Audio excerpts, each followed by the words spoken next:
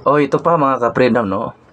Sa araw na 'to, alam naman natin na ito po ay kaarawan ng ating, dating presidenteng, Rodrigo Roa Duterte. Nakakalungkot po isipin na siya po ay nagdiriwang sa kanyang kaarawan doon sa The Hague sa Netherlands. Na nakakaawa po. Bakit po nakakaawa? Siya po talaga ay hanggang ngayon, hanggang ngayon siya po ay pinipiit pa rin, ginigipit pa rin sa ating administrasyon. Yung pamilya niya, balita natin na ang kanyang pamilya, si Kitty Duterte at ang kanyang ina, at si Sara Duterte din, yung vice president natin, na nandoon pa rin sa dahig. Iwan ko yung ibang anak niya, na si Pulong Duterte at si Basti, kung nandoon din. Nakakalungkot po, siya po'y nagdiriwang sa kanyang kaarawan sa ibang bansa. Simula nung siya ay naaresto.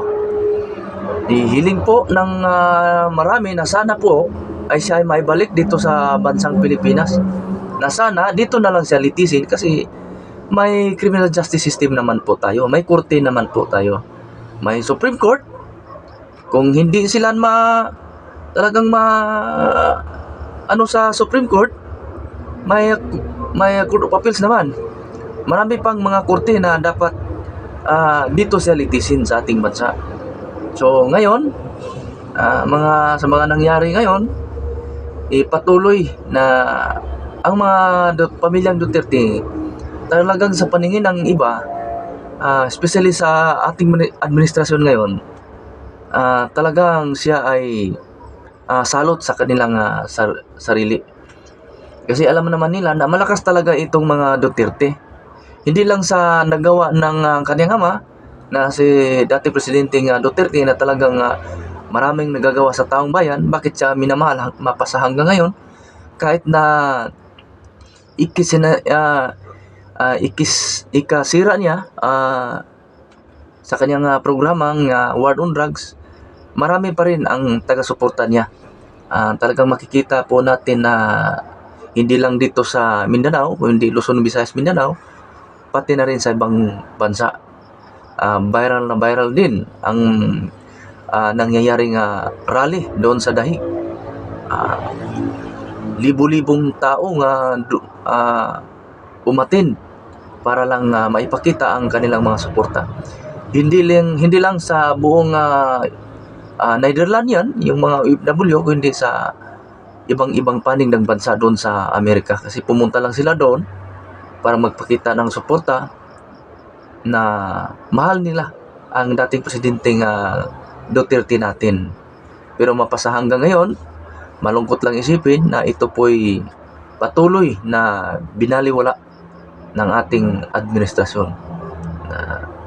Iwan ko lang kung ngayong eleksyon, sa darating na eleksyon, kung sino ba talaga ang mangyari. Kasi sa survey, malakas daw itong alyansa ni Bongbong Marcos.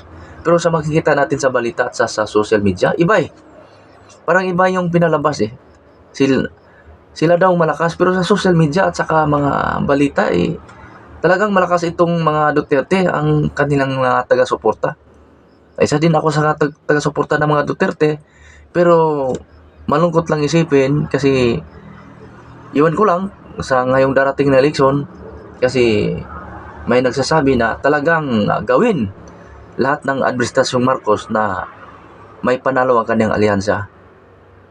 Alam na yan kasi kung sabihin na alam nila lahat, gawin nila lahat, talagang may dayaan na mangyayari sa eleksyon na to. Abangan na lang natin kung talagang ito'y may dayaan, talagang magkagulo-gulo talaga. Kasi talagang kikilos yung mga armadong taga-suportang grupo ni Rodrigo Duterte, itong Iminalip. May ibang grupo pa din na sumusuporta tulad ng NPA. Kasi sa kalagayan ngayon, talagang itong mga NPA nahahati po sa dalawa. Kasi napasukan po tayo ng NPA sa Senado mismo. Mayroon na yan, alam natin kung sino yan, kung sinong NPA dyan. Alam natin yan kung sino. Pero nahahati po ang simpatiya ng mga NPA kung saan sila papanig, sa tama ba o sa mali. Kasi yung NPA na talaga, nasa sa loob na ng Senado. Hindi po natin na maitago na talagang mayroon nakapasok at ginamit po ang NPA sa kanilang personal na interes sa pamumulitika kasi may nakapasok na pong mataas na opisyal sa loob ng gobyerno, hindi lang sa Senado, kung hindi sa Kongreso.